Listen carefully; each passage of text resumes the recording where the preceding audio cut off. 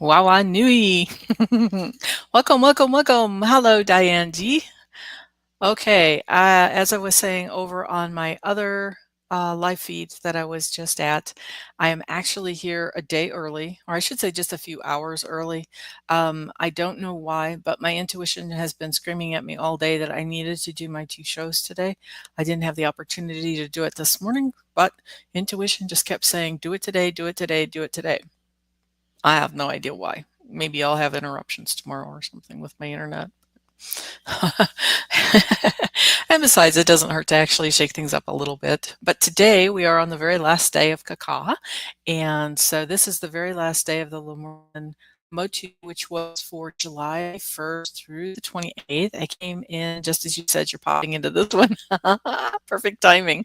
Yeah, I'll have to wait for everybody to come in here. Hello, Crystal Ascension. Great to see you again. But yeah, as I was saying, today is actually the very, very last day of Kaka.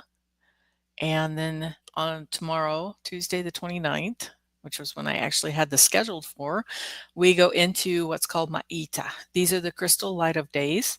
And so for the 29th, 30th, and 31st of any of the months of the calendar and the Lemurian calendar, it's what makes up that 13th sign, which is Ma'ita.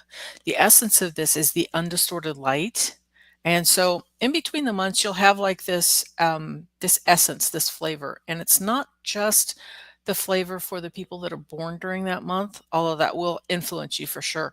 But everybody actually will pick up on that same essence. So it'll be, we're transitioning from the month of Kaka, which is where we're at, which is the essence of this month is the voice.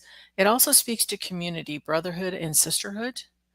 And so we're headed into the month of Fatura or Fatra. And this is the falcon slash condor, because the falcon actually has really big wings in this particular system. And so, how beautiful. Congratulations, Crystal Ascension. I have another friend that turned 70 as well. Happy birthday. Hi, Kat. Wawanui. And so as we head into the month of Fatwa, it's going to be purification. Is going to be the essence of this month. And so with that, you can look at what might be supportive to you diet-wise. It may also be what's supportive to you movement-wise rather than exercise. Maybe say what movements would be supportive to my body. Really, while we're doing this, we want to make sure that the purification that you do is gentle. You want to just ease right on into it. Oh, and I almost forgot to say the Stargate for this month that's coming up will be the Stargate of Uero, which is Mars in the morning. So what that means is we will have 3 days of undistorted light. That's no filters. And so that's the 29th, 30th, and 31st of July. And then as we move into the essence of the Motu of Fatura, it's going to come, the undistorted light will then come through the stargate of Uero, which is Mars in the morning. And that's what's going to flavor that essence of purification onto the planet, which is planet Matea, Lemuria 5. So I'm just going to kind of hang out here a little. I don't know if everybody picked up on the message that I was just simply going to go live into this one or not. Like I said, it was my intuition shoving me, and hopefully my internet will hold. But yeah, so we're here. And thank you for whoever it was that gave me the compliment on my necklace. Thank you so much. I actually have 2 different necklaces on. One was made by a dear friend of mine, and the other one was gifted to me by a dear friend of mine. So I have some aquamarine, but they also have kyanite points. I love kyanite. Kyanite is amazing. So it's similar to selenite. So it's a extremely high frequency, very cleansing.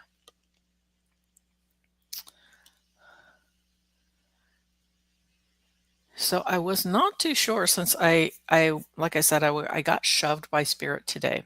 And so today I really didn't have anything particular that I had on the books that I was going to do.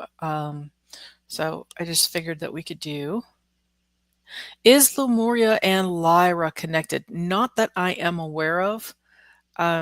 It's Lemuria that I was taught is the focus is primarily the Pleiades. And there is some flavoring that comes from Sirius, but most of it is the Pleiades for the Lemurian that I was taught. Yeah, how gorgeous. I usually have a pebble size in my pocket. I love kyanite. Oops. And there I go disappearing. Hopefully, there we go. Okay, now I'm back. Interesting. This might be why I was prompted to come on today instead of tomorrow. And crystal ascension, even though, like I said, what I was taught, it's primarily a Pleiadian focus, which for them, the Pleiades is Matariki, is the name of it. That's for the system. There are still flavors, and of course, there are a lot of different starseed nations that we will accept as cousins or flavorings, however you want to call it. And it depending on where you're at, there are a lot of Lyrans. I've had an experience with Sekhmet ages ago, and it was kind of fascinating because it was back in the 1980s, and I've always been a little bit shy whenever it comes to the Egyptian gods and goddesses. I've never, I would say that it's that I am daunted by them. And so it was during a vision. And so with that, I was, now that's interesting. Crystal Ascension, I've always been drawn to Bali.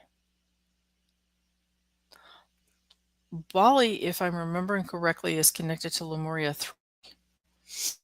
I'm trying to remember Sign of the Phoenix, Land of the Phoenix. Although the Kaka is the one that is going to be located for, let me think, Western Africa. You're still going to have that imprint, that flavor in the Philippines and the Bali, as well as going to be Land of the Phoenix. So that could be it. It could be that your Kaka essence is still bridging that gap to Lemuria 3 for that as well. But let's just say with Sekhmet, I did have a very strong um, experience with her ages ago, and so it's very you can certainly see that there are a lot that are Lyrans that are here and now, and they have been for generations. You know, we do have a lot of different species, a lot of different star seeds that are here. In fact, a couple weeks ago, I actually bumped into one that was he was probably Pleiadian more than anything else, but he was definitely non-human, which was crazy because I watched him walking into a Costco and it was just a bog standard, normal, everyday sighting. And next thing I know, he's headed towards the grocery store. He had his back to me, and it was not my head that actually said this. It was my gut because I was watching the guy just walk across the park. I didn't think anything of it. It was my gut that said, that's not a human. And as soon as I had that thought, because my brain was actually doing an argument with my gut mind, because it's like, really? As soon as I did that, the guy turned over and looked at me. He clocked me right over his right shoulder with his eye. So he had to have been telepathic. It's like, oh, snap. Well, good to know. That's not a human.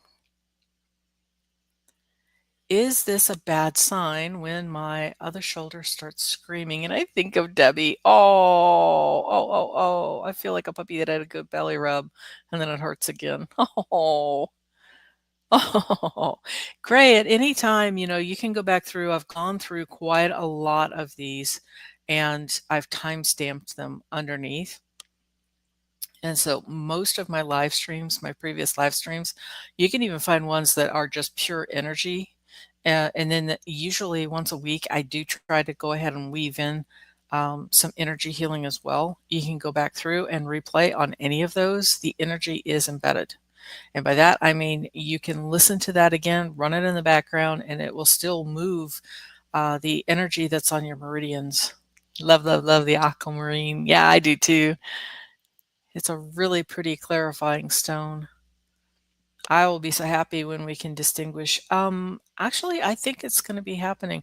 I love the fact that for myself, I've always asked that we do the reveal or the I wanted the light that's coming in to be gentle as it was easing in. I want to sit in a pre-dawn so that not just humans, but all of the life forms that we have here on the planet can gradually acclimate to the more light that's coming in. Because instead of the whole one and done thing, when you flip on a light and you've been asleep at night, the light can be extremely blinding and jarring. And so by doing this slowly, because we are coming closer to where the central sun is in the Alkean belt. That is where we're getting the extra photons from, and you can certainly see that because it's coming through our sun. But what's happened is the photons that are coming from the central sun are coming through also our sun, and that's causing the extra excitations of the photons. When we get, they're called CMEs, those are coronal mass ejections. That's photon energy and plasma energy that is being from the sun. It's coming directly onto planet Earth. And so you can see it. Our sun has definitely changed from being yellow to suddenly being white. And so you can see that we're gradually getting more and more photons. You can certainly see at certain times of the day, at least whenever I step outside. I've been experiencing light coding since at least 2020. Whenever we had the pandemic, that would have been March 2020, and there goes my internet again. I saw vertical columns of zeros and ones. They were streaming, just column, column, column, column, column. And it was bog standard as I was headed to my barn to feed my ponies. And I could see it in the sky. And it was streaming straight down. Well, come to find out, that is exactly the expression of a photon. They are zeros and ones, and then you will have a spin to it, either a left spin or a right spin. But that is exactly how photons are represented. Physics, gotta love physics. And so what we're having is we are having, like I said, those are photons that are coming in from the central sun. A lot of times with the light coding, I will see those as I'm coming and going around my home, and they're not always there. Sometimes they're there, and usually what I try to do is, if I can, I try to keep my eyes open. I have not received any of the distinctive messages to what it is, but what I do is I try to keep my eyes open and I watch they look like sparkling lights or kind of like a shimmering curtain. Sometimes in the summertime, whenever you're looking at an asphalt road and you see the curtain of heat that's shimmering over that, it kind of looks like that, except it's sparkly, dazzling white lights. And so I try to allow that to happen. And I just sit there with my eyes open and wait. And over time, what's going to happen is the dazzle will usually fade, and then I continue about my day. And what I'm doing is I'm allowing my own energy system, my own light body system, to go ahead and update and upgrade. And again, very, very gentle. This is what I've asked for. So I'm sincerely wanting it to just be nice and easy, because we're not the only humans on here. We've got all kinds of critters and our friends, like our kitty cats and our puppies and our ponies. And of course, I've got a lot of tree friends that they're amazing too. If you need grounding, I know it sounds silly, but go hug a tree. They hold a much bigger aura than a human can. And they'll, a lot of times, just hugging a tree or sitting near one, it will help to balance your energy system. Okay, so since we seem to have pretty much everybody in here again, I'm going to go ahead and I'm going to trot through another one of the logins. It's also called the the meditation. It's a harmonization. I can't stay awake here long. I slept in. Oh, go ahead. Gray, you can actually just keep this going in the background for you.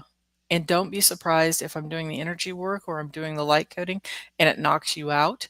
A lot of times this will happen because our conscious mind needs to be out of the way in order for our energy system and our unconscious mind to be able to absorb the energy and align it. You would not believe how much stuff I've done at nighttime simply because that's whenever I've had higher dimensional beings coming in and working on my own energy system. So I've gotten awakened a lot at night. So let's get started here with these.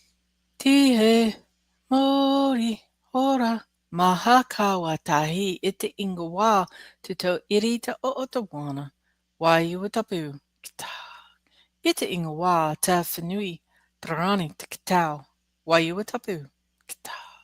Ite ingawa ta whaia ta matuatatama. Waiutapu kita. Tie mori ora.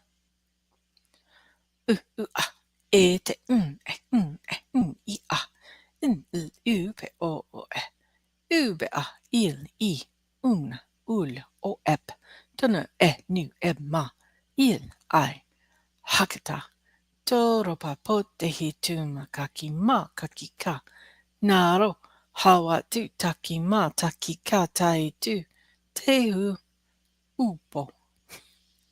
Sorry, Hypnicity. Did I change to Mondays? No, I did not change to Mondays, but thank you so much for stopping through. What I needed to do was I needed to follow my intuition that told me to do it today. I actually had it on the books for tomorrow. I don't know why, but intuition is screaming at me all day, so.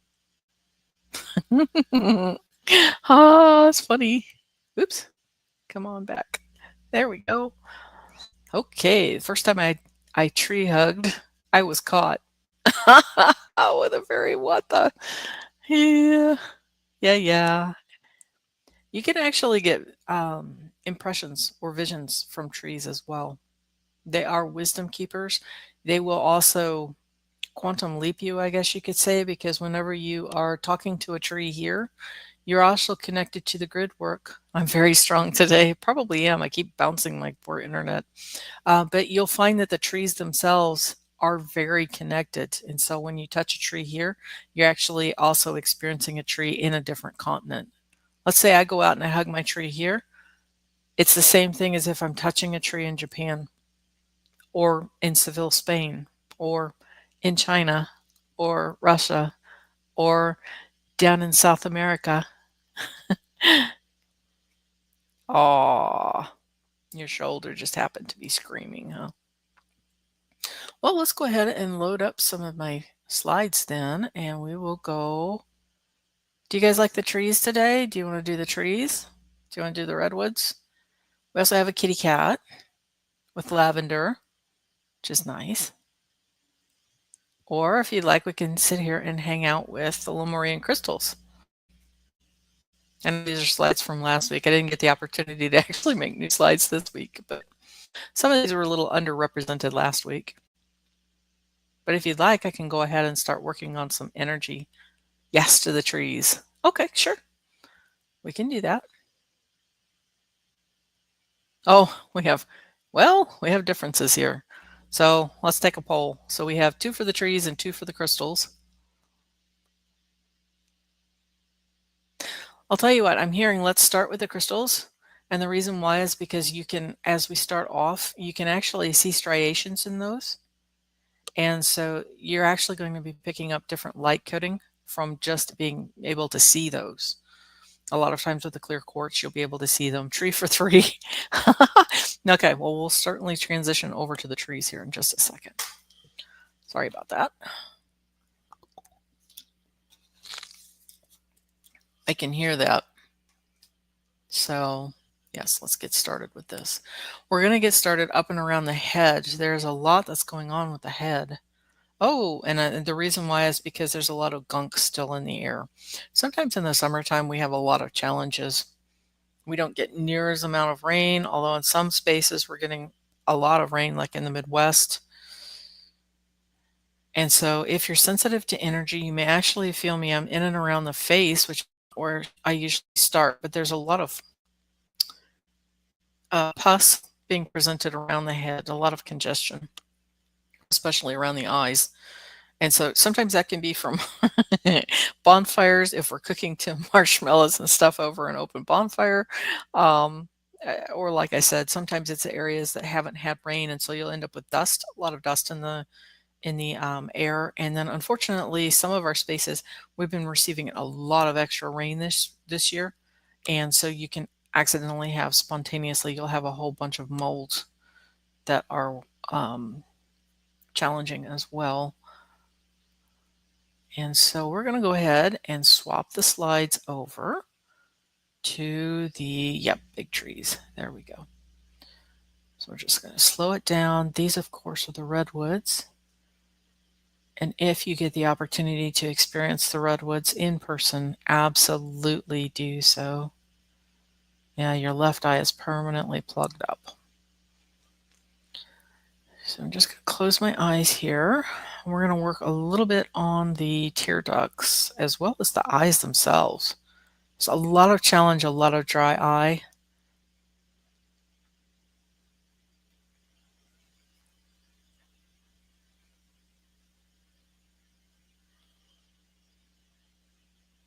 Okay, and now we're going to move up to the forehead and the top of the head.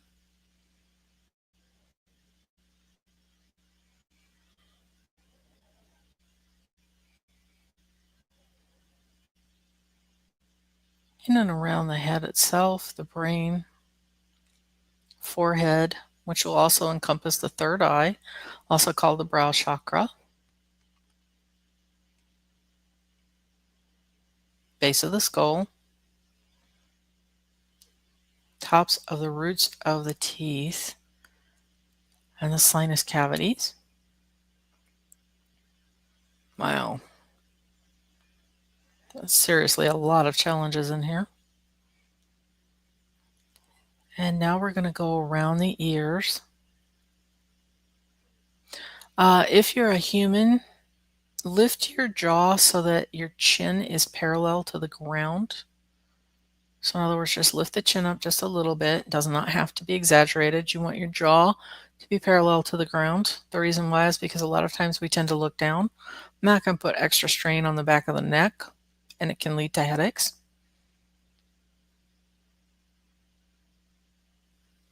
No need to lift it up any higher. You're not getting any extra points for looking up to the stars with that. And now I'm on the neck itself, the throat, and the jaws, and the roots of the teeth of the lower jaw, tongue, hide, back of the throat. And really, I call it out. If you're not feeling any of the sensations, don't worry. You cannot mess this up. Your own meridians are going to be following the flow of the energy that I'm putting out there.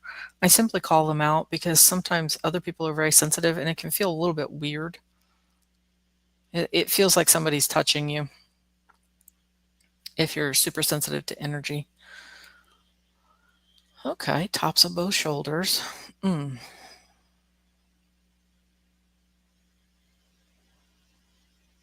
Yeah, this is a lot of stuff. A lot of anxiety is what I'm feeling. Trapped in and around the shoulders and the neck itself. And as we ease into this next month of Fatora, this will give you the chance, the opportunity to sometimes kick away from news, which is it's just stories, really. So you can back away from that and detox yourself from social medias. Definitely spend more time in nature. And if it is too hot or inhospitable outside, you can hang out inside with your pets and with your houseplants. You can also watch videos on YouTube that are people venturing into the woods. Your sinuses just opened. How cool. Camped under the redwoods 2 years ago. How amazing. That had to have been an incredible experience, Kat. The energy there is just, it's incredible. It really, truly is. Okay, I'm around the shoulders, both shoulder blades. Now there are a lot of digestive meridians that flow in and around the shoulders themselves. So as I'm working your shoulders, you may do some burping or erping, and that's just energy being released, trapped energy. If you've done any of that, be sure to get yourself a drink of water because that's actual physical releases of toxins into your bloodstream. Better out than in. And just get yourself a drink of water, and that will help to flush anything that's been released from your body. You can also do sneezing, coughing, yawning is usually the most frequent. You can do burping, of course, passing wind, tummy rumbles. And all of these are really good signs because what that is you've had trapped or congestion stuck in various places along the meridians. And by opening them up, we're reestablishing the flow of the rivers of energy that flow in and around the body itself. And that just helps to bring out a lot of the gunk, a lot of the toxins. And by toxins, it can even be trapped emotions. It can even be, especially as a lot of people here are empathic, we will take on the weight of the world and we tend to shove it in and around underneath the shoulder blades. At the moment, I'm focused more on the left shoulder and I'm underneath the left shoulder blade itself. Again, there are some meridians that run in here. Tender, nervy.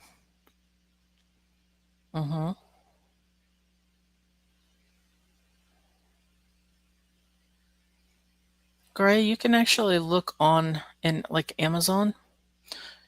There are adrenal cortex tablets that you can look into that are supportive. If you think it's an adrenal, like adrenal fatigue or an adrenal burnout, you can use that as a support.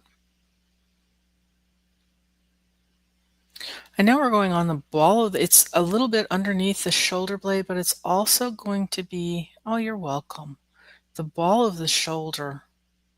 Cool. See, this is what I think is so neat. It's because without even really knowing it, we're headed into the sign of Fatura, and it is the sign of purification. And so many times I find it's a lot of fun because it's like, whoa, how cool is that? You guys didn't really even know that it's the sign of purification coming up. And here you're already leaning towards gently wanting to do cleanses and everything, which is so cool. Hi, Rush. Wanui. How are you? Well, I had the impulse to go ahead and do my scheduled shows. They should be tomorrow morning, but my intuition was screaming, so we're in here early. Hi, Pamela Anderson. How are you? You're welcome. And for anybody that's lurking as well, we're still on the left-hand side. I'm still doing a little bit underneath the left shoulder blade itself. So it's an internal thing. It's under the left shoulder blade and on top of the rib cage that's hidden underneath the left shoulder blade itself. Because again, a lot of us tend to be very empathic. And so we will grab stuff that is not even ours and shove it underneath the shoulder blades usually. And we're shouldering the weight of the world. Hi, welcome. I have no idea. I'm probably going to try for tomorrow morning as well for another live, but my intuition just kept saying, do it now, do it now. So we are doing it today. But yeah, I definitely would like to come in. Moon, Libra tonight, rules the stomach, also the ankles. You're so welcome. Okay, we're on the right shoulder blade now. Gonna focus a bit more on it. Top of the shoulder. And the shoulder joint itself.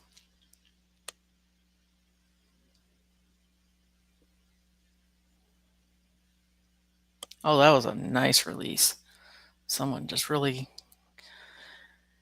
gave a nice release there. And now we're going to go underneath the right shoulder blade.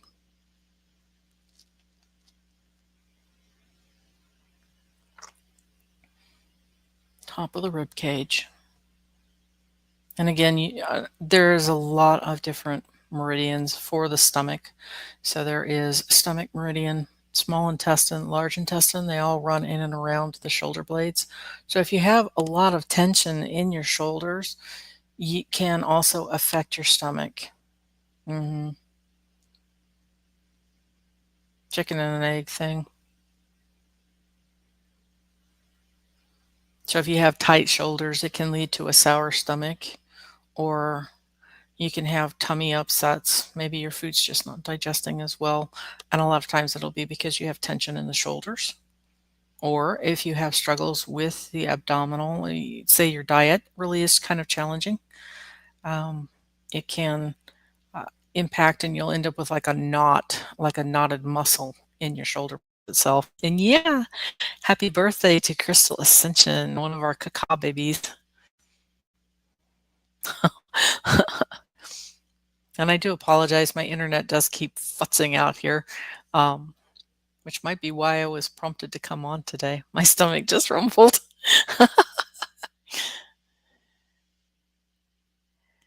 Okay, now we're going to go ahead and go down both arms. So we're going to go down the outer, left and right at the same time.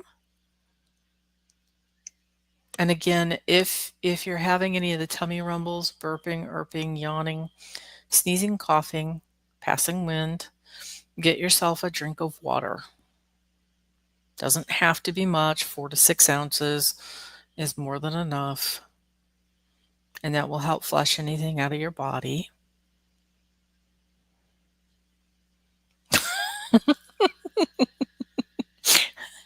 Had to have a cookie.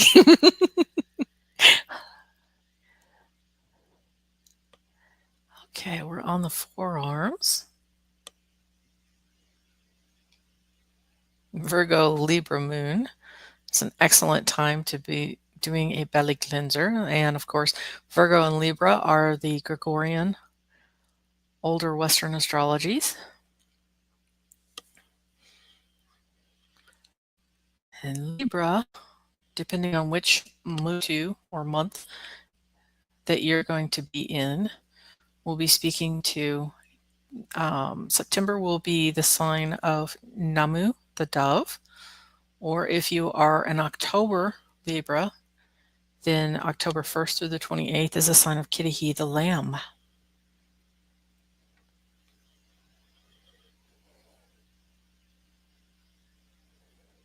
Beautiful. 70 times. Isn't that, I think it's such a wonderful honor that we get to be here in this time and space. That's amazing. 70 times around the sun. We're coming up the inner hands and the inner wrists. I've already gone through the outer hands and the fingertips. So I'm on the inner elbow, bringing the energy back up towards the body and back up towards the armpit itself.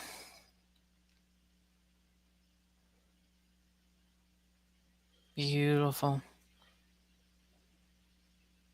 Am I a Namu, but not in those terms? Gray, you were an Okapi. If you were born between December 1st through the 28th, yours is the sign of Okapi, which is the sign of the forest giraffe. Wow. Well, happy birthday, Raj. I'm 53 this month as well. Some beautiful cacao babies in here. So now we're going down underneath the shoulder blades. We're going down the back itself on both sides. Let me go down both sides, and then I'm going to do some extra TLC for the spine because I can actually see that somebody's got a blackened spine. It's not nearly as black as it was previously, but it's definitely a charcoal gray, which is not the color it needs to be.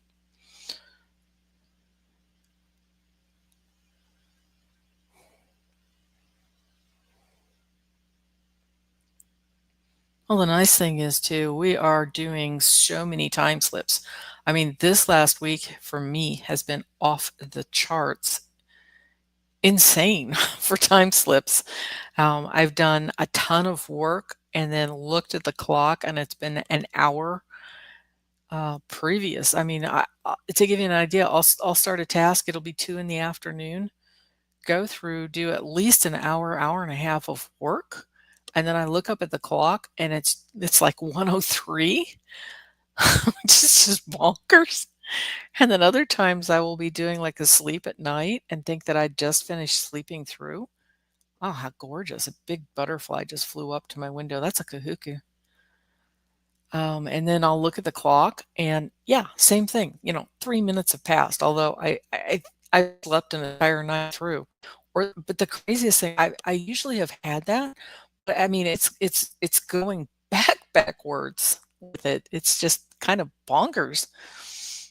Sounds as if I'm in a good time zone.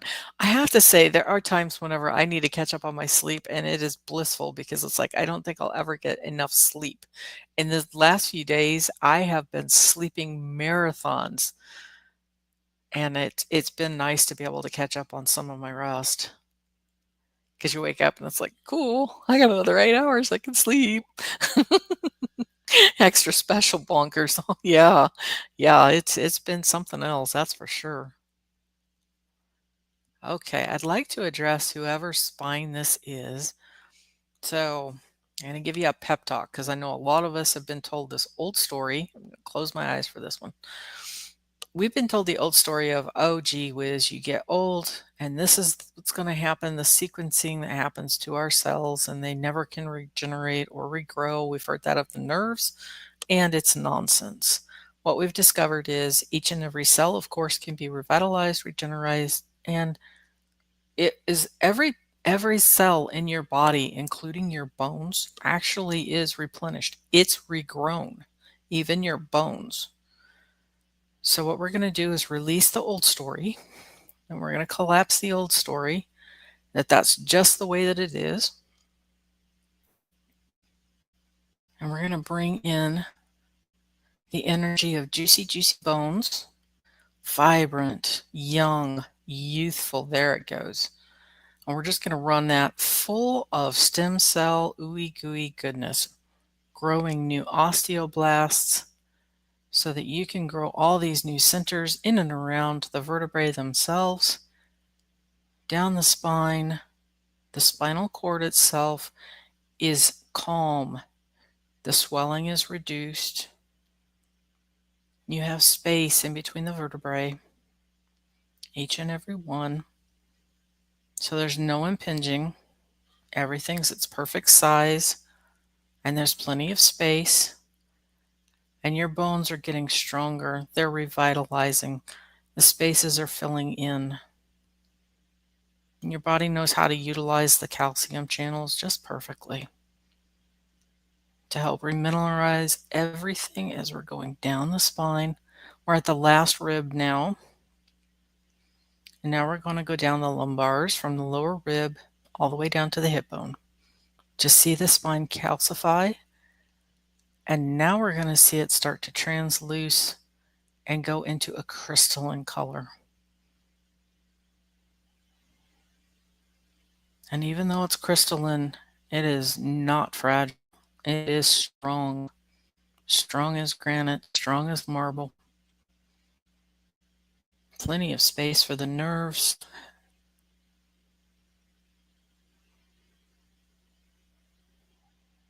There we go.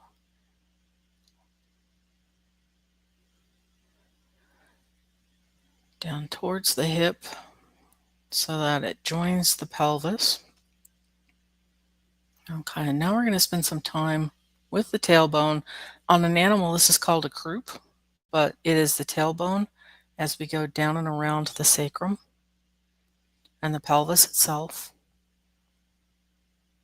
For the moment, we are concentrating on the bones themselves, but soon we're going to go out into the itty bitty fiddly little bones, connect with tendons, and sometimes we have some super tight muscling in and around the hips themselves. There we go. Much better.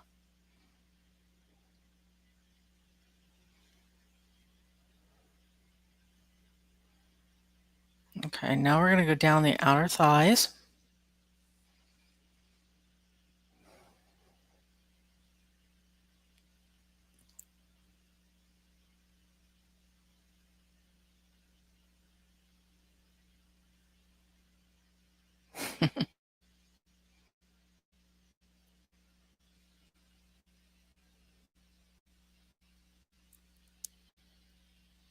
Indeed. Ooey gooey goodness and juicy, juicy bones. You don't have to believe the old stories of my spine is crap. It's just a story. You can choose to have a really strong, beautiful spine.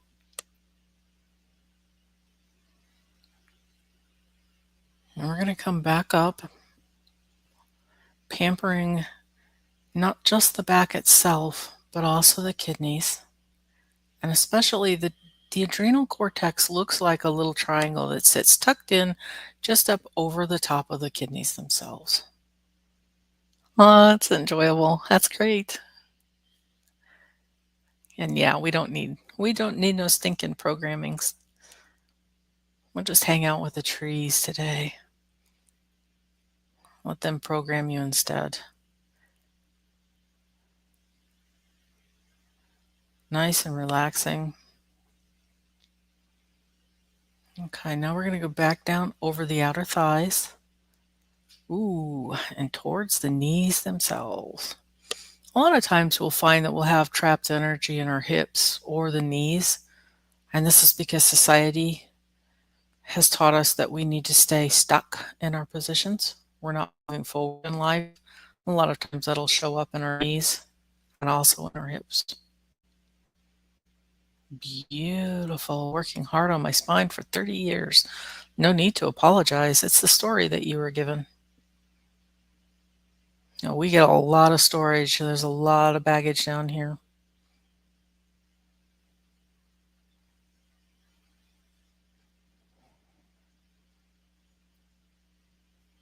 We're going to go down the outer calves, the calves themselves, down towards the outer ankles.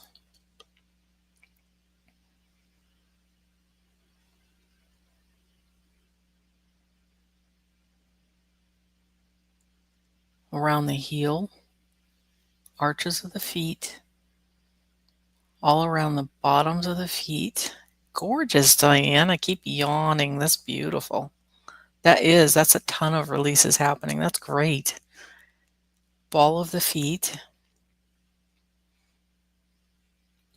in and around the toes. Nice and easy. Oh, that's beautiful, Rush. And into Mother Earth.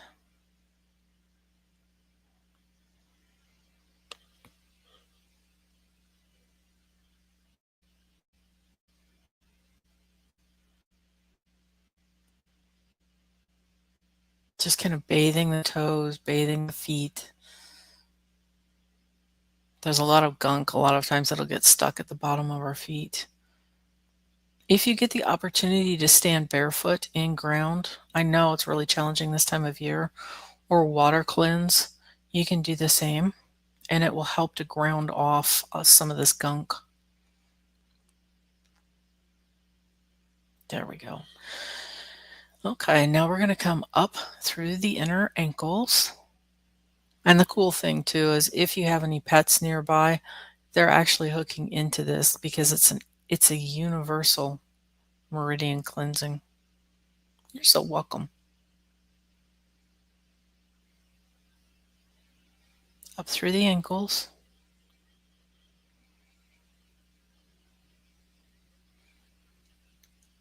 Up through the inner calves. Underneath the knees. There's a spleen point that happens underneath the knees on the inside. So just beneath the ACL. And sometimes that can be really tender. It'll feel like a bee sting whenever you encounter it. And it's just stuck energy there. So we're going to guide it to come up the inner knees themselves. We're going to pamper in and around the knees. Behind the knees, we have a cluster of lymph glands. So we're going to cleanse those as well.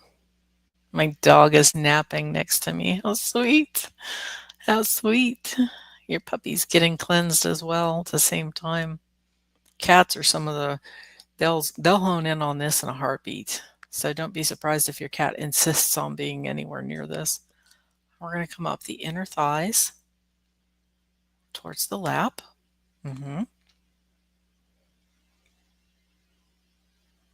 Yes, absolutely. Go put your feet in the river.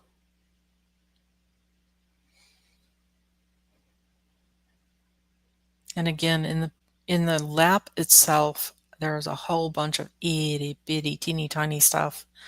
There's little nerve endings, but there's also a lot of different muscles that can get trapped here. They'll kind of freeze if they're stuck in position for too long. So we're going to loosen that up a little bit. Yeah, there's a freezing. Somebody's got a freezing on the interior of the right pelvis. So it's on the inside of the right hip. That's okay. Not a big deal. Oh, I'm hearing you might want to look for somatic movements for releasing a psoas. They'll look like shaking exercises.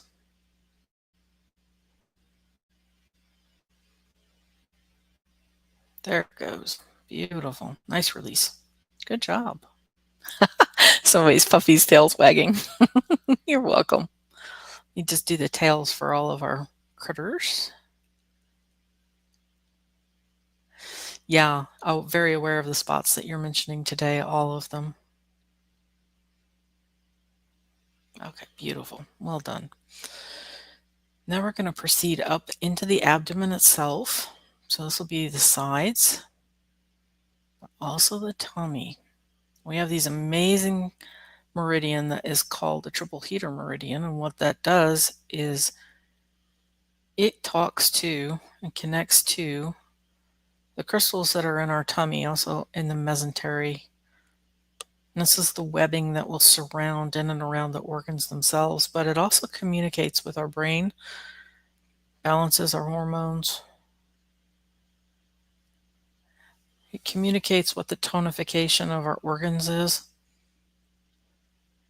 Ugh, there's just a lot of gunk in here.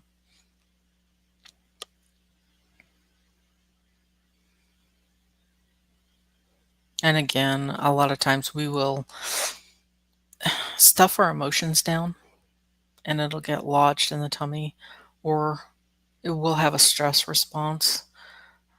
And our bodies, we're not being chased by a tiger, but if your boss is screaming at you at work, or some guy just endangered you in traffic by maybe lurching into your lane. Now, maybe he's eating a cheeseburger and he didn't realize that the car went over, but it's life or death on your side.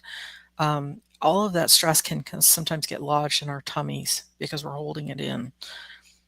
So all we're doing today is we're releasing. Allow that to release. You are safe. It's okay to release that now. So we're going to loosen that up in and around the abdomen and allow it to relax. And that will help to free up the rib cage so that you're able to get a decent breath. Sometimes you'll hear people and they'll say, take a deep breath. Well, sometimes physically you can't take a deep breath. You might need to go lay flat on your back in the bed and bring your knees up into a bent position.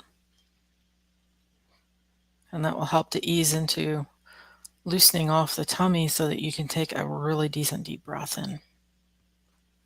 And now we're going to move into your diaphragm. That's the sheet of muscling that happens underneath your lungs. It's what pulls the lungs in and out to create your breath.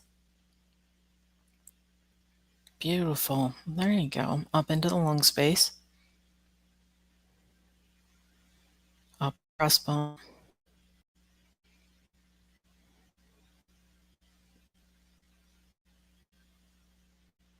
And we're going to bathe in and around the heart, filling the heart and the pericardium with a beautiful light, supportive, gentle.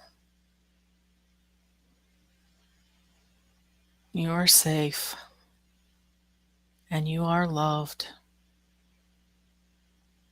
Up through the lungs.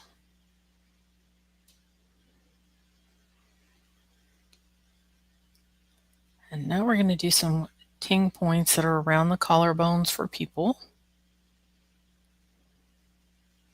Shoulder and chest area for the horses.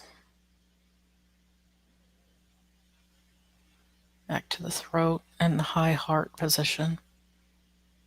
Beautiful. Much better. Okay. Hello, Annie Bear. Wawanui. Okay, everybody. Happy, happy, happy, happy. Yeah, I haven't even thought about the Vegas. You are correct, Diane G. Oregon. It was primarily for the puppies. I had some puppies that came in. Our body doesn't know the difference between past and present when we feel anxious. You are correct. All we have right now is our now. Libran tendencies. Wawanui. Wawa. Okay, now everybody, if you've done any of those yawning, stretching, burping, crying, coughing, sneezing, tummy rumbles, be sure to get yourself a drink of water.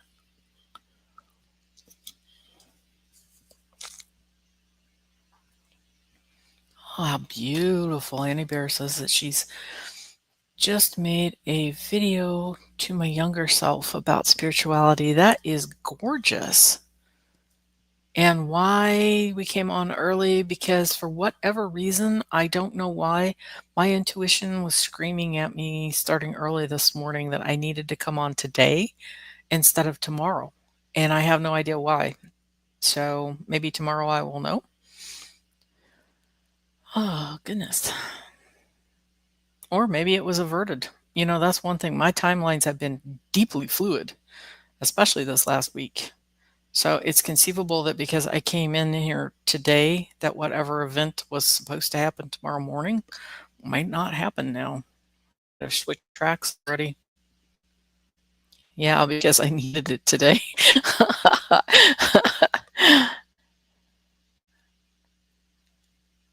Oh, my heart was fluttering. In a good way, I hope.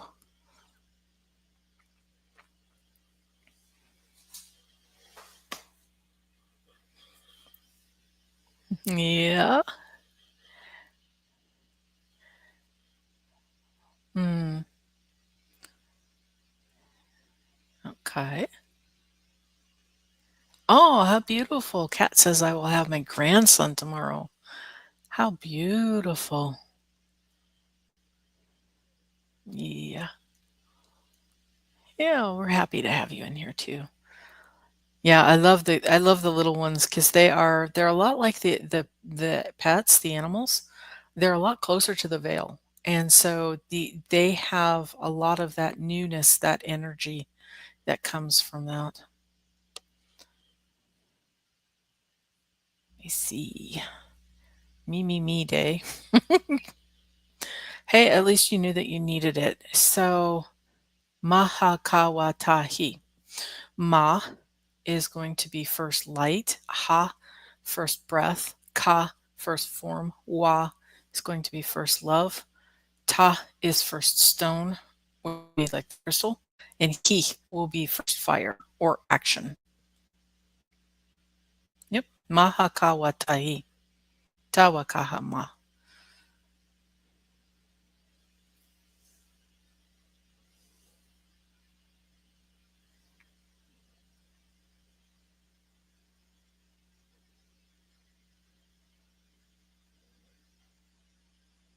Did that help? I probably put everybody to sleep too. That happens a lot. You're welcome. Yeah, those are Lemurian principles. They're the first principles.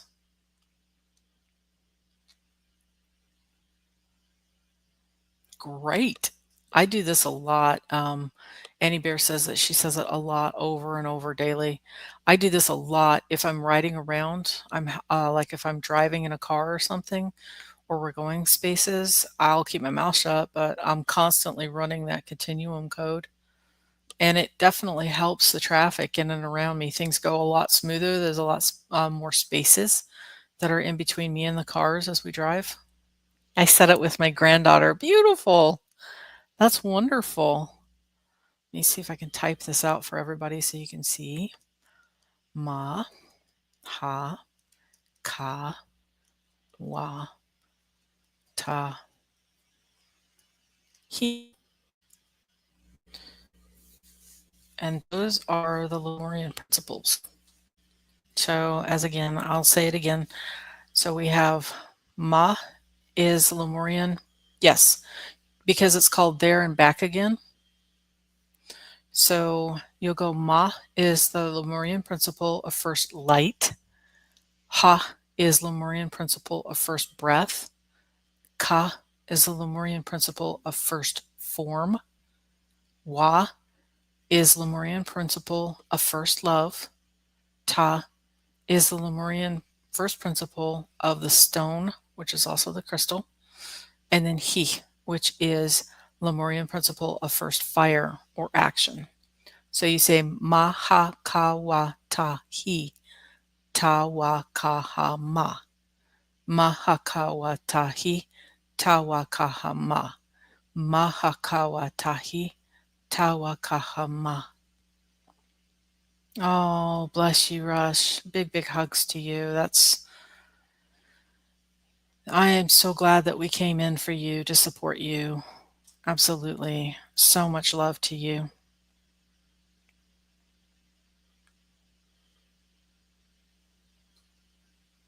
Yeah.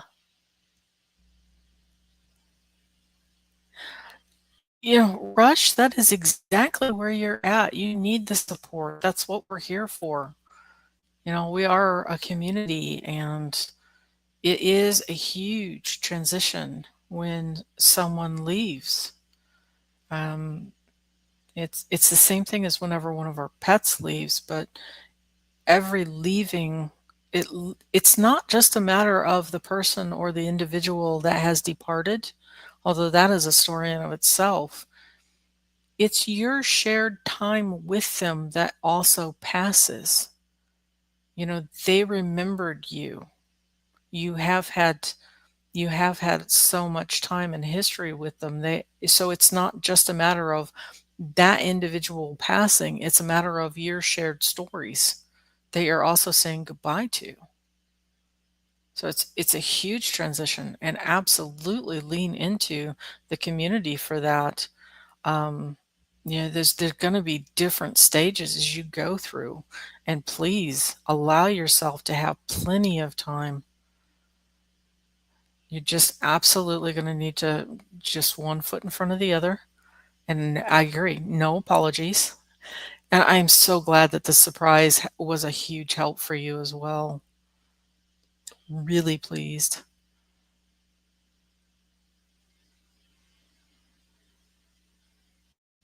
I'm so glad. Big, big, big hugs to you.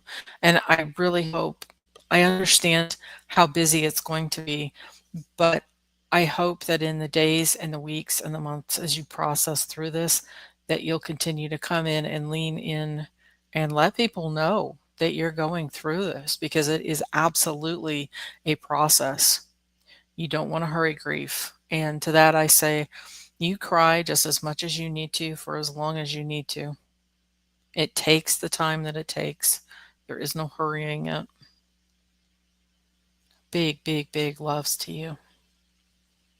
So I'm going to go back up in here. I think Gray had also mentioned that she just had a little epiphany with the littles, the forest creatures. There's a major softness. A break in the wind seems contrary to the bombarding energies that is hitting right now. Yeah, everybody is, we kind of go through these waves right now. We've got some power hitting energies that are coming in, and then there is major softness that's coming in. That's super duper sweet. Even if you don't have pets, you'll find that a lot of times the birds will come in close, or butterflies. There's different insects that will come in close and hang out with you. I have gotten some amazing power things from different insects before. Dragonflies, I've gotten messages from dragonflies. butterflies. I've gotten messages from butterflies. And of course, the kahuku was one of our motus that come in as the butterfly itself. And that speaks to transformation as well. Yeah, everything will unfold. And as Annie Bear's saying, the love will never die.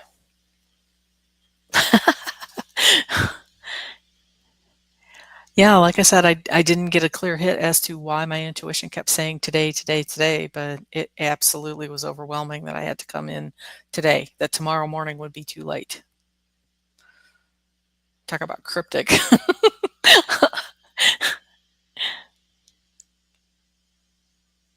Ooh, beautiful. Been painting butterflies and dragonflies, deer yesterday, and hummingbirds. Oh, you are so loved, Rush. You are so welcome.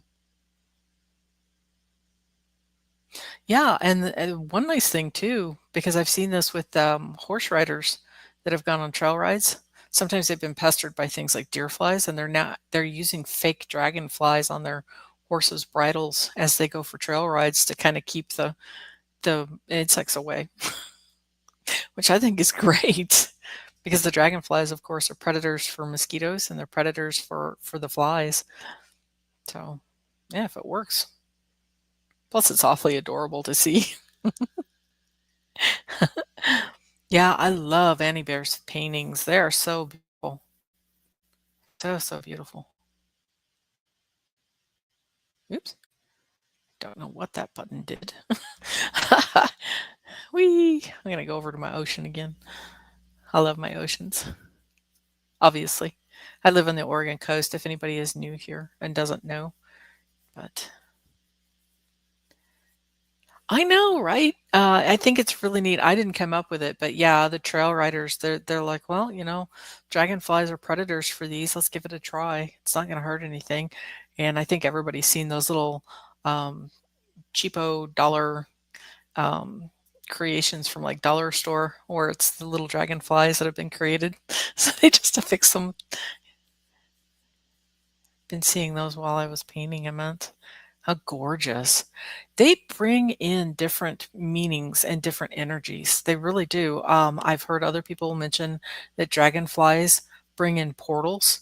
And I will say with them, I've heard them whenever I've walked in the fields, and the dragonflies themselves, the sounds that their wings make, definitely it is acoustically, it definitely changes things. Oh, gorgeous. Yeah, and again, that's another sign right there. Forgot that. Somehow I had noticed a subtle stenciled dragonfly on the rear of a car I had, and then a huge amount of one came directly up on the windshield. Those are signs for you. And sometimes they can be bringing in not just information to you, but also new energies that are coming in. Gorgeous. Dragonfly energy. They also represent freedom.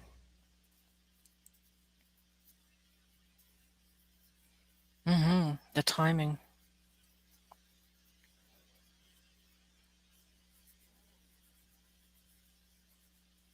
Yeah, the photo that we have in front of us right now, that's of Oceanside. That's on the Oregon coast. It is about, let me think, to get to Oceanside, it probably takes a little bit over an hour for me to reach. Sometimes a little bit less depending on the traffic because of the land formation. It takes about an 45-minute drive to get towards the Tillamook area. And then it takes about another 15 minutes to go a little bit further out to get down the road to Oceanside itself. But it's a very unusual beach. But I just adore the Oregon coast. There are so many amazing beaches that we have here. And I love, love, love, love the fact that we have it open. So there are a lot of beaches that families can come and visit here. I'll be. That's interesting. I dreamed of a lot of snow. I wonder what that's about. Wonder what that represents anywhere. Maybe more light codes. I have been actively harassed by dragonflies a couple of days ago. Messengers. They are, yeah, like this. They represent the elementals, the magics of the natural world. And it can be an anxiety working itself out for the snow for sure. Especially if you're feeling overwhelmed, Annie Bear. But yeah, sometimes pixies will come in the form of dragonflies.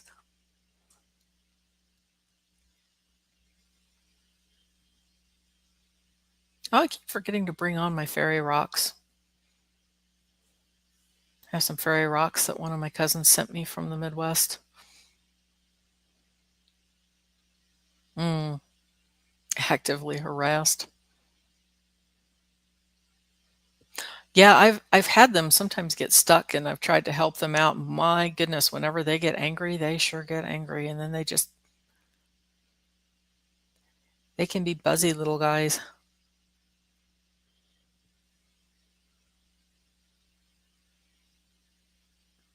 Yeah, prep for winter. I agree. I get a driving anxiety sometimes. Yeah, I don't tend to drive that much myself. My hubby drives. Yeah. Lovingly, of course, not angry at all. No, I've had some of them get stuck sometimes underneath my carport, and I've tried to usher them down and out, and they get really angry at me because it's like, "No, no, no, that's not where I wanna be." I'm like, "But you're gonna exhaust yourself if you hang out up there. That's not where the exit is." "No, no, I wanna do this." It's like, "Okay, well, I'm just gonna leave you to it because 'cause you'll figure it out quick enough." Been stocking the pantry, yes. And it's interesting too because the other day I've seen a few of the leaves. Now, don't get me wrong, it's not like we're headed into strong fall, but it is absolutely an early precursor for us of winter time that's coming. The leaves are starting to turn. And of course, that means stocking hay for Ponioni. No, not at all. Not at all. No, I was just relating, like I said, the one that I had encountered was trying to help it and it did not want my help. Okay, I may accidentally make a noise here, but I'm going to shift a leg. Oh, get that out there at a different angle there. Need rain. Yes, yes, we do. The Pacific Northwest has been encountering its summertime, and so we've had nonstop sunshine for quite a while.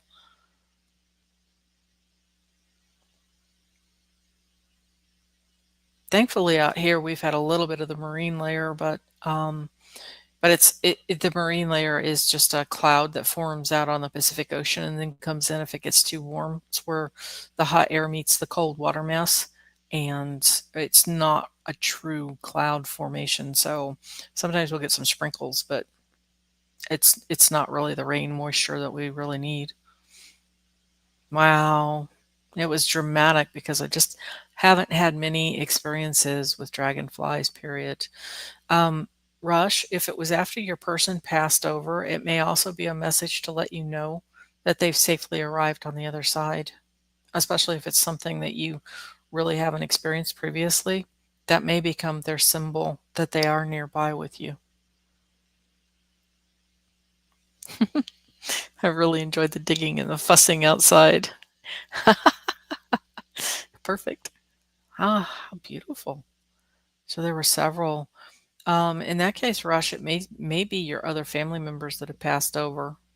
And sometimes the animals themselves doesn't have to be somebody that's been passed over or what have you. Sometimes the animals themselves will come in and they will serve as a distraction to help buoy up your energy for you. Just to give you some glimpses of some happy in the sad as you're walking through it. I've had a lot of different animals over the years whenever I've been in the throes of grief, and they've come and either sat with me or they've actively tried to do something silly to make me laugh or to distract me sometimes. And it's actually the animal kingdom themselves that are doing that.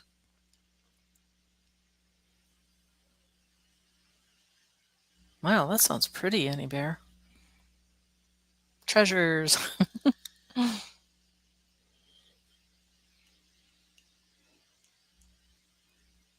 Yeah. Yeah, because, we do tend to overlook them, and like I said, even with the insects, it can, in our normal day to day, we think that they're insignificant, but they can be just as supportive, just as important as the bigger animals. And of course, if you've got any pets nearby, they are definitely going to be supporting you through this time frame as well.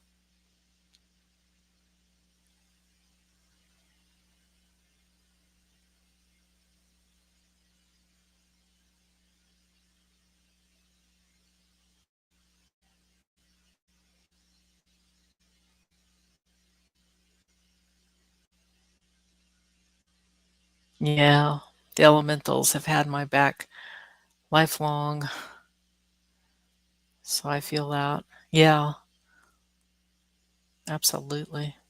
Oh, kind of like my little unicorn that I used for the thumbnail on this show. There are a lot of elementals, and they can take all kinds of shapes and forms. Butterflies, dragonflies, small insects, tiny birds. Pixies can take all kinds of different forms and hang out and be in and around or nearby with you, just to observe. But they can be very uplifting. Oh, how beautiful. The day my puppy passed away, I was sitting by the water and I felt like the animals came to comfort me and to honor her. I saw so many birds and turtles, fish jumping, insects. It was beautiful. How gorgeous. Thank you so, so much for sharing that, Pamela Anderson. That's beautiful. Yeah, I've had horses actively helping me with my grief before. And it's amazing to me. They're very tender. Animals can be very tender. And they know it's really tough. Let's see. Oh, Rosie has changed her diet preferences. Sometimes they do. Has taken us a few days to figure it out. Miss Rosie. Well, hopefully she enjoyed the energy healing today. Yeah, that was really supportive. Thank you for sharing that. Who's on tonight for messages? Just got the butterflies message. Well, the dream show's on tomorrow night. Kahuku, the butterflies can be a lot of different things. They can be, they'll represent the Lemurian Motu, November 1st through the 28th. And yeah, animals are absolutely empaths. And I think, they're a lot more empathic simply because we will dip into and we will sometimes have the telepathy, but that is exactly how the animals communicate. They send each other messages via images and emotions. It's kind of technicolor.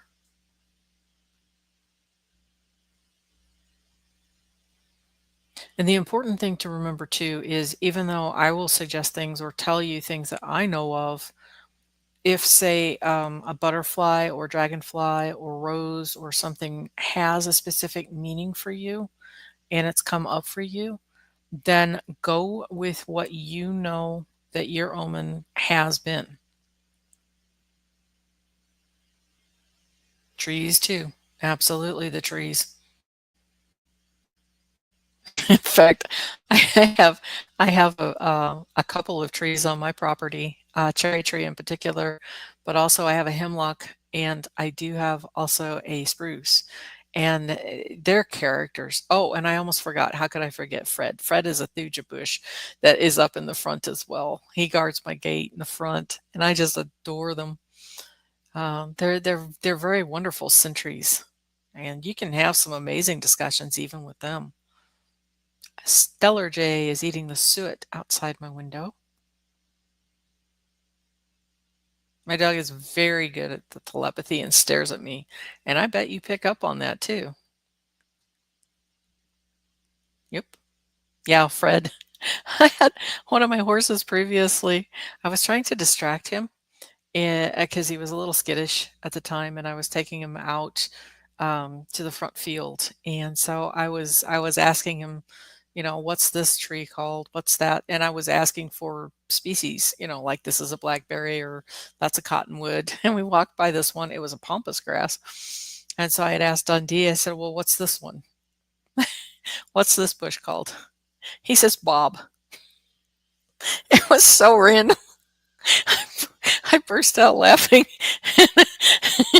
That clump of pampas grass has been called Bob ever since. Oh, Lord. They really do have such a funny sense of humor. Oh, my word. But I got the message, and it's someone that I know, and it's critical, but I need a bit of a backup. Hang on a minute, what we got? Yeah, I know, right? He was so silly. I should probably post a photo of him. He was such a hoot. Let me see. Need a backup. Dominance, central, and indeed, timely help. Ooh. Well, Annie Bear, that would definitely leave you with a negative connotation towards that. Gotta love those times back then. Thankfully, we have moved on from those time eras. Yeah, it isn't the Willow's fault. Bunch of different family trees.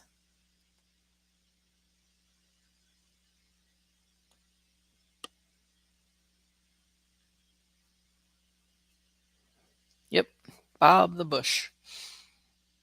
It's so random. That's what made it funny.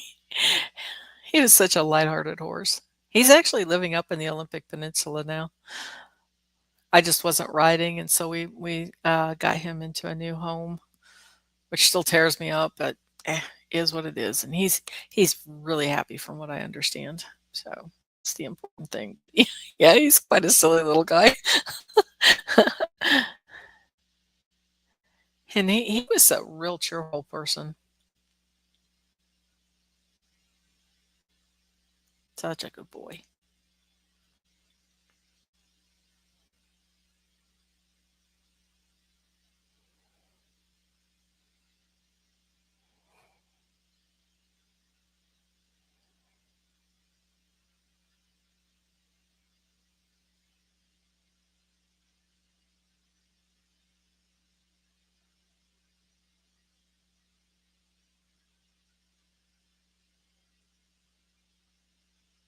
Yeah, that was just it. Because I mean, that was then, and it's kind of interesting too, as Annie Bear was experiencing. That's a very unfortunate experience. But you look now, and the time frames that we have now, the interactions that we have with each other and our children and our grandchildren, and even the interactions between what society thought women should be like, say even in the 1800s or the early 1900s. It is quite different. And it's the same thing with our experiences with the animals. In the Western societies, at least, the differences with that between then and now is quite drastic. It's very easy to overlook it. And so it's really nice whenever it comes back and you go, oh, well, that was pretty horrible back then, but we've actually got it pretty good now.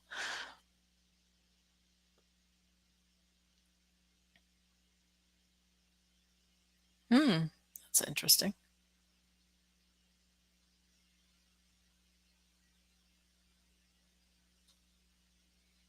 Yeah, Grace saying that the willows are a lot like sage for me, pages and pages of different varieties.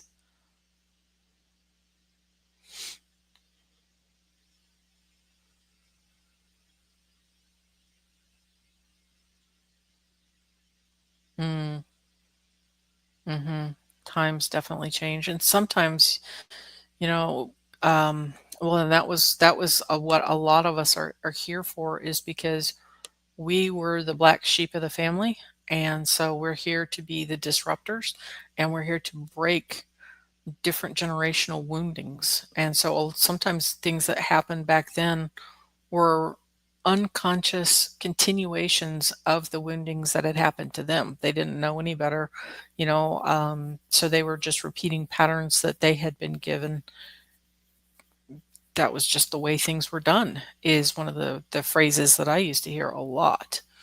And that was the way that things were done, but things can be done differently as we go forward. And again, it's very helpful as we're getting new energy in. It's definitely making a difference and a change into, okay, I'm going to take the wisdom nugget because, yes, the way that you've done things can absolutely keep me safe, and perhaps should be implemented. The essence of it should be implemented. But maybe there's a different way for me to do this so that it is done more lovingly, but still with firmness. I've seen some people that completely throw boundaries out the window, structures completely out the window when they're trying to raise up children or they're trying to raise up animals. And children and pets, both animals, respond best when they have a framework to feel safe in, because then they know that the alpha's in charge. They're not the ones having to figure things out, especially the babies, the little ones. But you don't have to be mean with it. You can reprimand them, of course, because every animal in the animal kingdom reprimands its babies. Because let's face it, the world itself, if you don't reprimand a little one whenever they're trying to reach for a hot stove, they're going to get burnt. It's the same thing with, if you look at a dog, they'll spank a puppy, especially if they think that they're aiming for something that's dangerous. They'll get spanked. Same thing, there's going to be a spanking if you've got a mare that's taking care of a foal. It definitely happens. There needs to be some boundaries that are set in a framework that not only keeps the little ones alive, but passes on the, oh, no, no, no, we don't do that. This is not how we behave. And animals definitely have manners within their herd settings. You'll see mares that will reprimand and show the babies the boundaries and the ropes. Same thing with puppies. That's why they'll sometimes encourage you not to take a puppy at 8 weeks if you can allow them to come a little bit longer with their parents. If you can keep the puppy with the mother for 12 weeks instead, they're learning manners more than they are anything else. And that helps to give them the framework as they transfer over into a new home. Yep, correcting the behavior. But there's a difference between correcting behavior and doing reprimands and being abusive. And so that is where we're allowing some of the old abuse, the bullying behaviors to drop away. Yeah, the strength of the willow.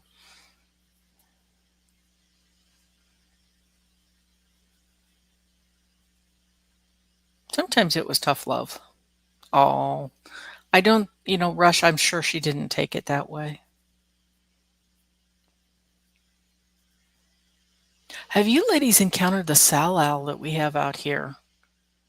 I've been shocked, but we've never had willow on the Oregon coast, not like this. And in fact, people have come in and they've planted the willow in places that shouldn't be. But I've noticed more and more that we're missing our salal and we're missing manzanita, madrones, manzanitas, and even the rhodies and the azaleas are kind of thin on the ground here. But we used to have salal. Oh, that's okay. Don't let it lessen your Rush. Don't let it lessen your love for that particular plant. Yeah, the willow is beautiful, and that's where the aspirins come from. Very beneficial plant.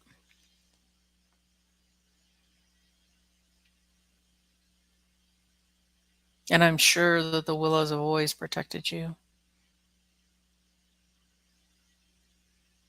I love the madrones.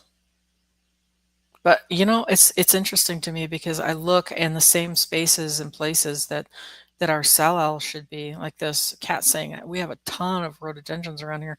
The only rhodie that I have here is what we have planted in the yard just as landscaping, which is kind of bonkers to me because further to the south, whenever we lived in Florence, especially, they have rhodies all over the place. And the bearberries. We have a lot of the salmon berries. But yeah, I'm missing salal. I'm a huge missing of the incense cedars too. I'm just gonna have to go through and do a whole bunch of new plantings because yeah, I'm looking around and it's like we're missing this and we're missing this, and that doesn't belong here.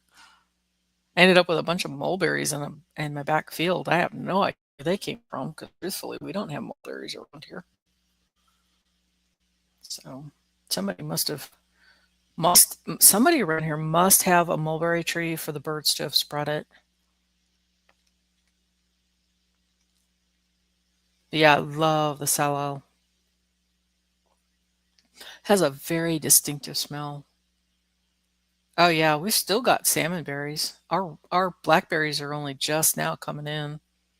You know what's interesting too? We have rhododendrons and nick. Our rhodies are really late to bloom. We actually have them blooming right now. I don't think I've ever seen them bloom this late. We planted a lot of the native plants. Good for you. Yeah, I think I'm going to have to go through and do that. We have some cypress, but now that I'm thinking of it, I'm just going to have to make an attempt to actually get some incense cedars planted because that's what our area used to be. We're in the very north tip of the Oregon coast, and so the Clatsop that used to be here, the Indians that used to be here, the women used to take the bark from the incense cedars and created skirts for themselves. And the reason why is because the incense cedars actually will chase off the bugs. Timing has been a challenge. Yep.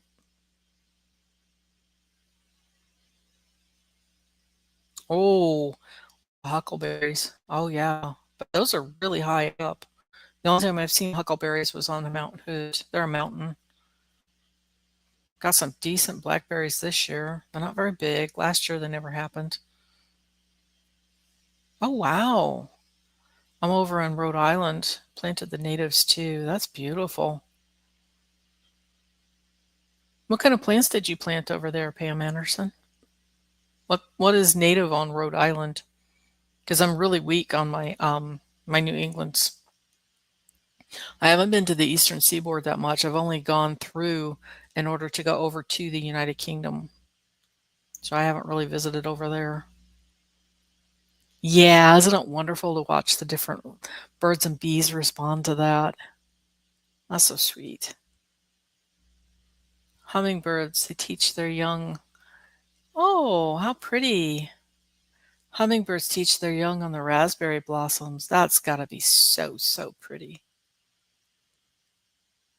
Yeah. We have some hummers around here that stay here year round.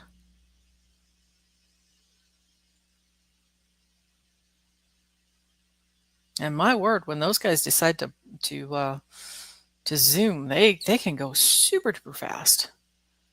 We have a birders list that we check off of. We're trying to lure the cedar waxwings to our garden. Wow. So we have Joe Weed, basket flower, and I want a pussy willow. Those are so pretty.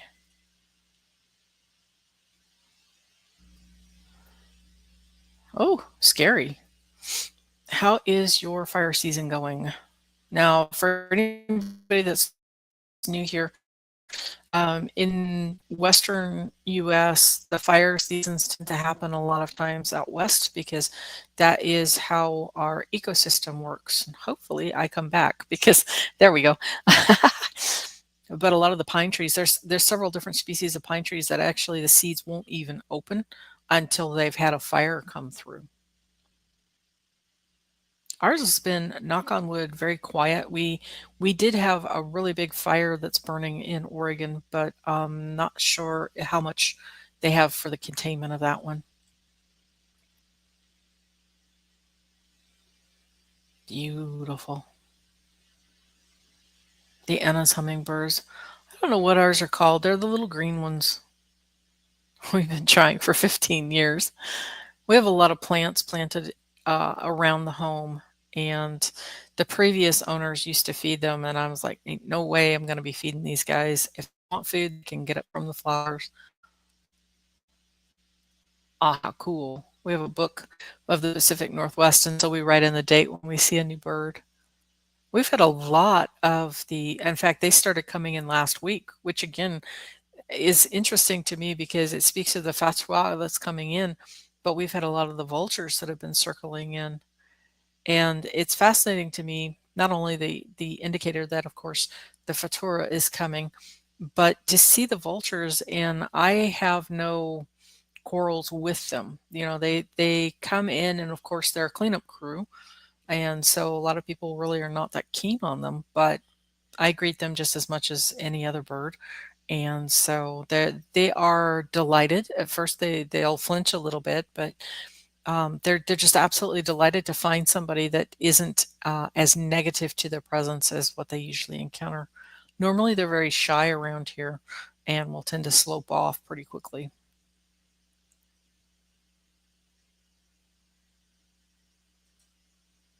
Mm.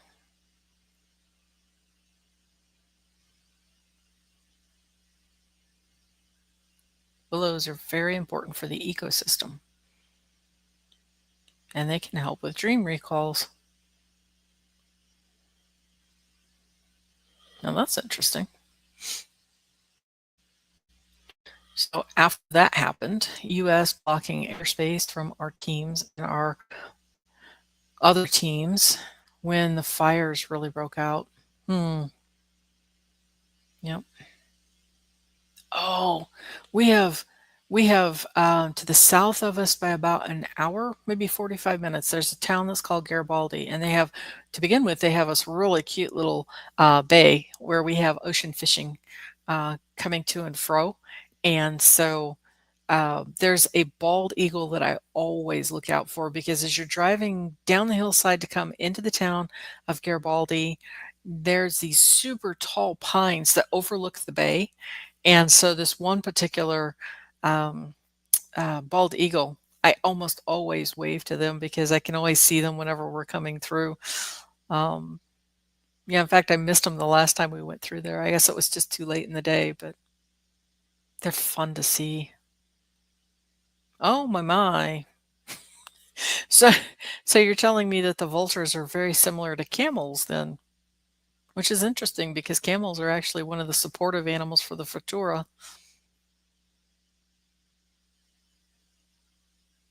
Yeah, they do. They have so many different powerful messages and teachings. They do. And it's a part of the process, that's for sure. For the It's called the Fatura. It is the sign that we're coming into.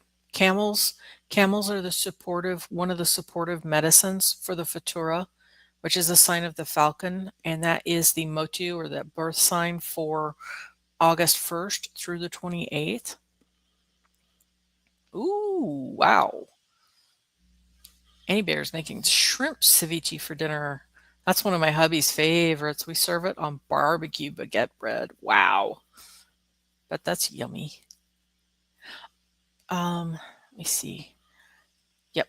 The sign for August 1st through the 28th. This is the Lemurian birth sign. It is Fatura.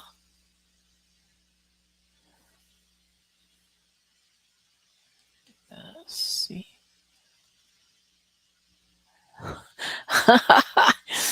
Oh, goodness. Oh, beautiful. Grandson loves to sit on my lap and watch the birds. How gorgeous.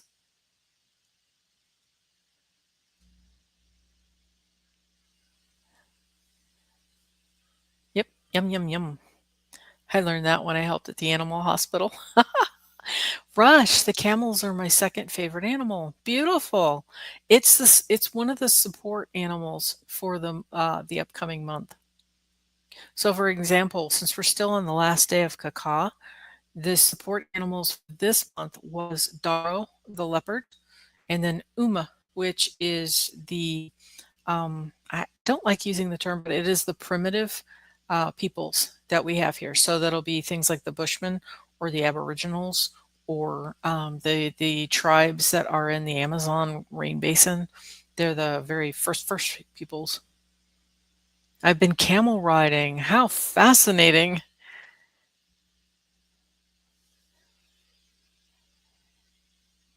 I'll bet that was fun. Ships in the desert.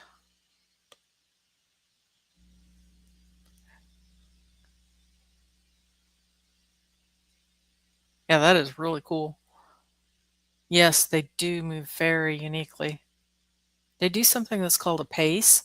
So that means that the 2 feet or legs on each side will move at the same time. So the left front foot and the left right foot will move on the same side of the body.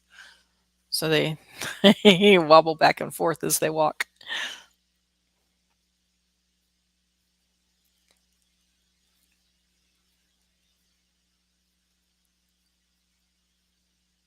The little ones. We are 30 minutes north of Seattle, which is not too far from Pike's Market. Ivar's Chatter.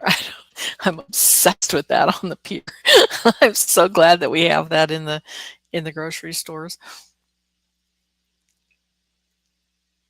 Camels seem so deeply wise. Yes, they do.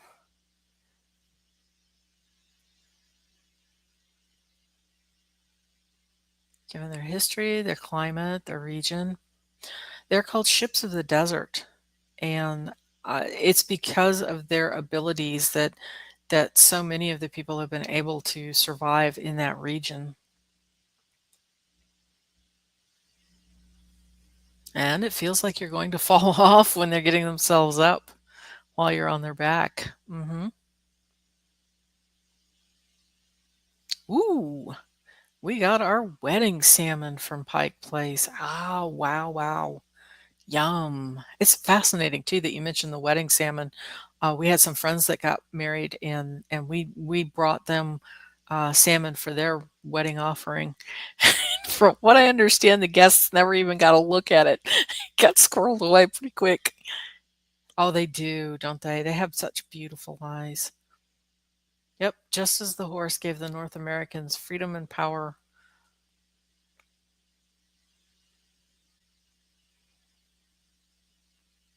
Yeah, horses, they were here. Well, they were originally, but then those got wiped out, and then the new ones were brought over by the Europeans during their visits, and then they got established. Market spice tea. Oh, that sounds yummy. Ooh, ooh, ooh. Wow, that does sound yummy. Oh, I know, and those big eyelashes. They're so beautiful. Yep, yep, absolutely. Because I'm obsessed with horses.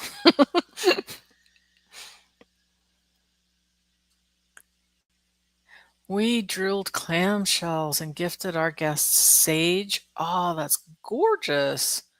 What an amazing ceremony. So we drilled clamshells and gifted our guests with sage, candle, and a poem inside the clamshells. How beautiful. Wow. That is so amazing. Sunka Wonka, me too. Yep. Oh, that's just, yeah, that is amazing.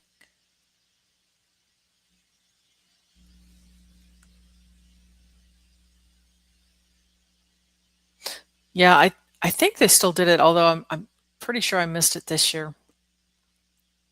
Down in Depot Bay, when we first lived in Lincoln City, that was in the 1990s, and Chief Depot, for which Depot Bay in Oregon is named, he was still alive at the time, and so we got to see the complete transformation. We got to see it whenever it was still the town that was named for him, and they have a salmon bake every year pretty much downtown, and so they'll do the traditional where they do the cooking in the ground with the salmon that are caught. Yeah, we drilled them, and oh my god, yeah, they are clams, especially here. They're just they're oh they're so yummy. Speaking of clams, I, I do have a funny story of one of the clams. Uh, Sometimes the seagulls will get a hold of the clams, and we were hubby and I were walking on the beach, and there was a gentleman that was in front of us, and he was bald headed. I'd never seen this happen before. As we were walking, one of the seagulls had flown overhead, and he had something in his feet. He or his beak, maybe might have been the beak, but he dropped it. And at first we thought it was an accident, but what it was he had seen the gentleman's bald head and thought that, hey, that is just like a rock. And so he was dropping the clam on the guy, trying to hit him so that it would break open the shell. It missed him, thank God, and landed in the sand. All of us were looking at us like, whoa, dude, he seriously missed him. That could have been messy. Wow.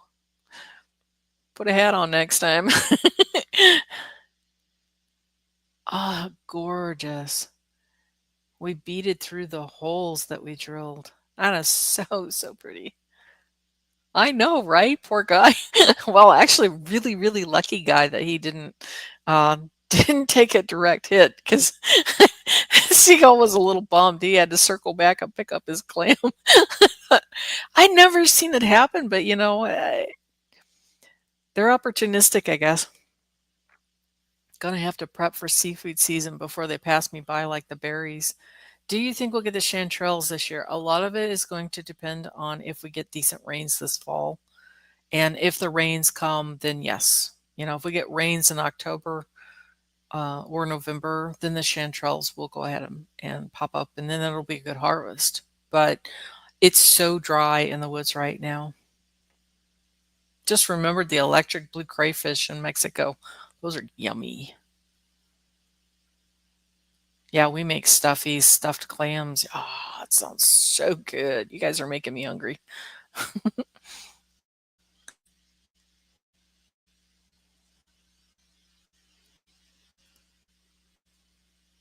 Yeah, we had one where it was a stuffed salmon. We take and make it's with crabs, and then it's mixed in with stuffing, and then you put it into the salmon and bake the whole of that. Oh, usually it's so rich that I only have that for Thanksgivings. That's one of the Thanksgiving celebrations that we do. And that's one too. Hubby and I, we always celebrate with seafood, because we kind of broke with our normal upbringing tradition, but then usually we have treated it as a harvest festival needs to be whatever is local. So just depending on where we're at, we'll either have all seafood for um, our harvest celebration, or um, if we're in the Midwest, sometimes we'll go for something that's like beef. We'll go with like a steak if that's regional. I'm too chicken to pick my own mushrooms. No, you are very sensible, because you really need to be super duper picky. Dungeness crab. So just wondering if it's an early hard rain or a super early winter. If we do, yeah, it's going to need to be a decent set of rains before they will mushroom.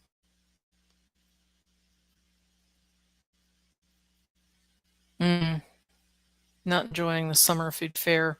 Usually in the summertime, things tend to, depending on where you're at, if it's super duper hot, things will flip. And so you end up doing lighter meals, salads, fruit. And I got to be honest, usually you just end up picking at it for a while. And yes, Dungeness crab. Fresh Dungeness crab. Oh, you're supposed to be fasting. Oh no, we're kind of messing up with your fast, huh? So sorry. Nah, you don't need it for now. Just keep remembering your cleansing. Drink some ice water or something. Oh goodness. Well, my dears, I am so, so glad and grateful that everybody hopped in here. I know it was completely offbeat. I still don't know um, why I needed to come in here today instead of tomorrow morning. and it's conceivable that I'll go ahead and I will do um, possibly another one in the morning. We'll just see. But if I have not, then I will be joining you for next Tuesday. And again, I am not changing my scheduling, my normal scheduling. I just had to listen to my intuition this morning and today. And so that's why I hopped on here today instead of tomorrow morning. Oh dear. So now we're all discussing food. I think we need to get out of here so we can. Oh, I'm so glad. I'm so glad everybody enjoyed it. It seemed to be really good timing and everything um, for everyone, even though it was so impromptu.